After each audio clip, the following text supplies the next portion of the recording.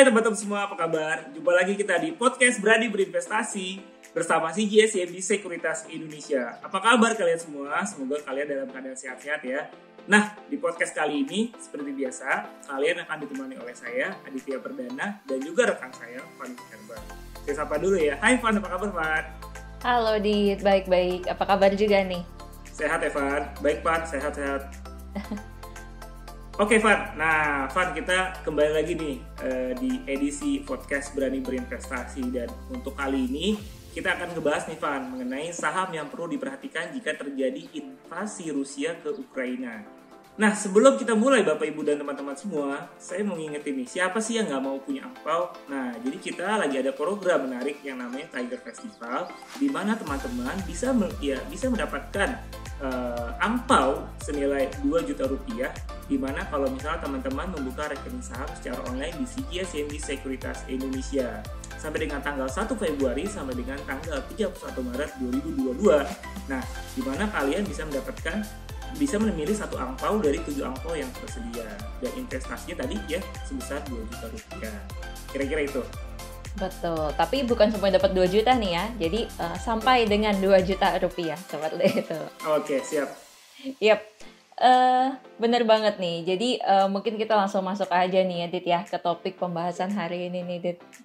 Oke, betul. Nah, jadi memang di topik kali ini, Van, tentunya kita tahu nih, Van ya. Jadi banyak banget yang sudah memperbincangkan atau membahas mengenai invasi Rusia dan Ukraina saat ini, Van. Nah, kira-kira bisa dijelasin nggak, Van, ke teman-teman? Apa sih arti invasi itu?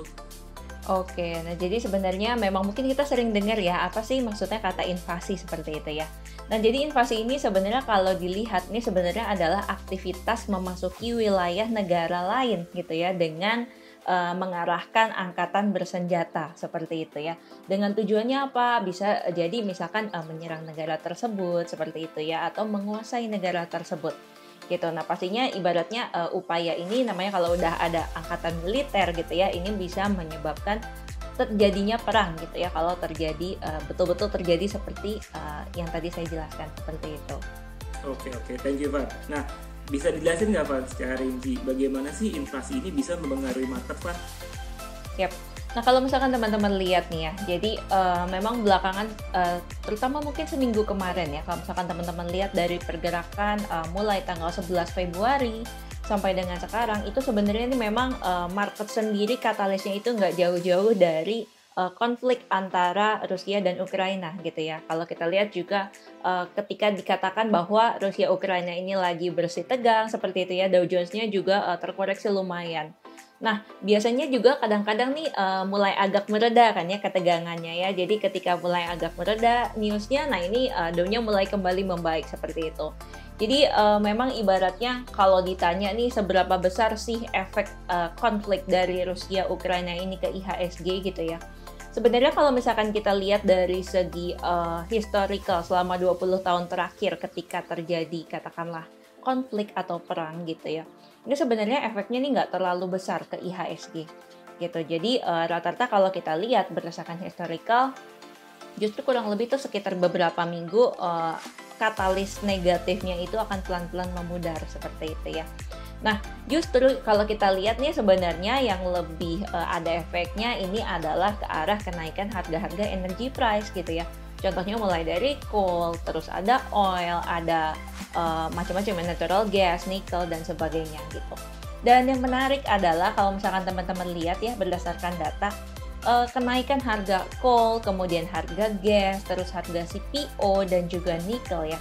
Ini nih sebetulnya membentuk sekitar 41% dari ekspor di 11 months 2021. Jadi dalam 11 bulan terakhir di tahun 2021, nah ekspor Indonesia tuh 41%-nya dari energi tadi gitu ya, dimana pastinya akan diuntungkan nih, dimana memang harga komoditasnya lagi naik seperti itu ya. Nah terus kalau misalkan teman-teman tanya, oh berarti kan energi yang lain juga mulai naik gitu ya, contohnya kayak misalkan harga wheat, harga gandum gitu, terus harga soybean, yang which sebenarnya ini lebih relate ke kenaikan harga makanan yang menyebabkan inflasinya naik gitu ya. Nah cuma kalau misalkan kita lihat nih dengan kenaikan kayak misalkan wheat dan juga soybean ya, yang year to date itu udah naik sekitar 9 sampai dengan 37%. Nah, tapi kalau dilihat secara total import, ini tuh hanya sekitar 18% aja gitu. Nah, jadi sebenarnya so far ya impact-nya masih sebetulnya lebih ke arah cukup positif gitu ya untuk Indonesia gitu. Oke, Van. Nah, selain itu ada nggak sih, Van, kira-kira faktor lain yang mempengaruhi market, Van? Nah, pastinya ada ya. Contohnya apa? Jadi kalau misalkan kita baca nih, selain Rusia, Ukraina, biasanya yang juga dibahas itu adalah mengenai Fed rate gitu ya. Nah, jadi kalau kita lihat nih berdasarkan data hari Rabu tanggal 16 Februari ya, Dow ini terkoreksi 0,16%. Ini karena risalah The Fed keluar ya. Nah, di mana dalam risalah The Fed itu ibaratnya diungkapkan bahwa kemungkinan nih The Fed akan menaikkan suku bunga gitu ya. Dan ya kemungkinan sih mungkin di bulan Maret ya, seperti itu ya. Jadi tendensinya Fed ini akan lebih hawkish kalau kita lihat. Dan juga nanti ada potensi ini kenaikan suku bunga bisa jadi sekitar 50 basis point seperti itu ya pada pertemuan Fed di bulan Maret nanti gitu. Dan ini juga sebenarnya menyebabkan Dow-nya juga terkoreksi ya seperti itu. Oke, thank you, Van. Nah, benar-benar. Nah, kita coba bahas satu-satu nih, Van. Jadi kalau misal suku bunga US naik, kemudian kita kan memang sudah sering bahas juga ya di podcast kita, kemudian di program-program seperti AADS dan juga BTS, ada kemungkinan sebenarnya dari si JCMD sendiri memproyeksikan suku bunga Bank Indonesia sendiri akan bisa naik ya, Van, ya, mulai semester 2 2022. Kemungkinan sebanyak 2 kali ya, masing-masing 25 basis point. Nah, tapi gimana sih, Van, kira-kira efek jika terjadi invasi Rusia, Ukraina ke saham itu sendiri, Van? Nah, seperti yang tadi udah kita bahas ya, jadi kan memang tendensinya ini lebih ke arah kenaikan harga-harga komoditas gitu ya. Contohnya apa? Ini bisa kita lihat nih dari kenaikan harga oil and gas misalkan gitu ya. Nah, otomatis kenapa juga bisa naik? Karena memang si Ukraina ini juga salah satu produsen atau key produsen dari oil and gas sendiri gitu. Nah, otomatis sebenarnya harga-harga saham yang relate dengan oil and gas juga naik gitu ya. Contohnya makanya ya mungkin kayak misalkan Elsa, Pegas gitu, itu juga naik seperti itu, Dit. Betul, jadi memang kalau kita lihat Elsa minggu lalu itu naik ya 3,6% ya, Van. Pegas juga 1 minggu kemarin naik sekitar 6,2% ya, Van ya. Ya benar banget. Dan biasanya nih bukan cuma itu aja ya.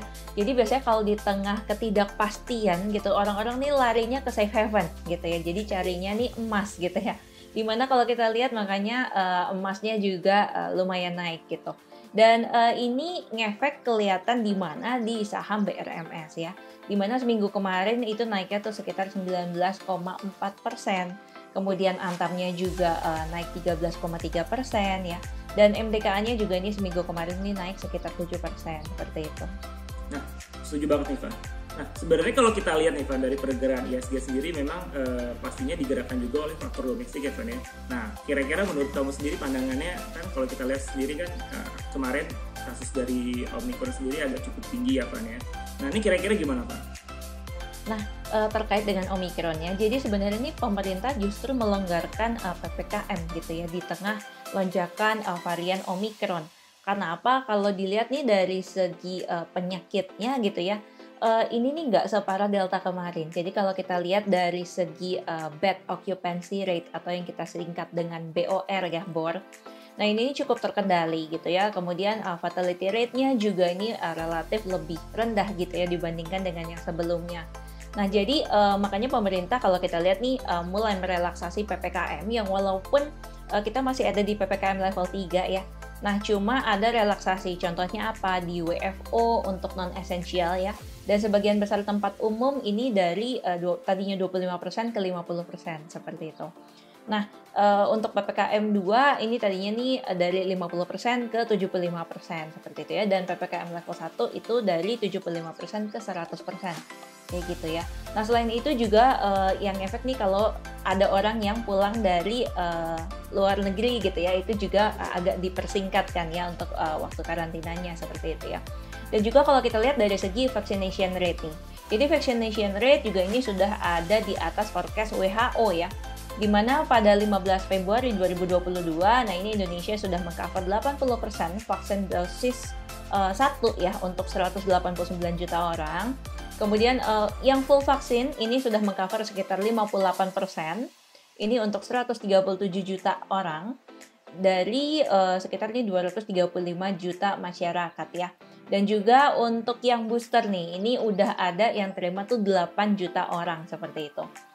Dan targetnya sendiri nih ya, untuk Indonesia ini bisa menargetkan dosis vaksin pertama itu akan mencapai 95%. Dan full vaksin ini, full vaksin ini akan mencapai 66%, dan booster akan mencapai 8%, ini per akhir Maret 2022 seperti itu. Dan kemungkinan nanti ini di pertengahan 2022 ini bisa melampaui dari target WHO ya, yaitu cover sekitar 70% dari full vaksin seperti itu, Dit. Oke, menarik banget. Jadi kalau kita lihat memang ada relaksasi dan juga vaksin yang cukup cepat sendiri itu bisa memberikan atensi yang cukup positif ya. Dan terlihat memang Van ya, bagaimana asing sendiri cukup masif ya masuk ke dalam pasar kita ya. Nah, kalau diperhatikan nih Van, kira-kira saham apa saja sih Van yang menjadi salah satu favorit asing kalau dilihat secara year to date Van? Oke, nah kalau secara year to date nih, mana sih yang paling banyak dibeli asing? Nah itu antara lain adalah pertama ada BBRI ya. Kemudian yang kedua ini ada saham BBCA. Kemudian ketiga ada BBNI. Terus keempat ada Telkom. Dan kelima ada Arto. Oke, thank you banget Van atas insight-nya. Nah, teman-teman semua, itu tadi podcast Berani Berinvestasi bareng CGS Sekuritas Indonesia. Bagaimana? Mudah-mudahan ini bisa bermanfaat buat kalian semua yang mendengarkan dan juga melihat ya. Dan tentunya, Van, untuk kamu dan juga untuk kita semua, tetap ya, kita sehat-sehat selalu, semangat terus, dan juga tetap menjaga kesehatan. Yep. Dan tentunya jangan lupa, Van, semangat berinvestasi terus ya buat teman-teman dan juga Bapak Ibu. Oke. Sampai jumpa semuanya. Thank you, Van. See you. Sampai jumpa. See you.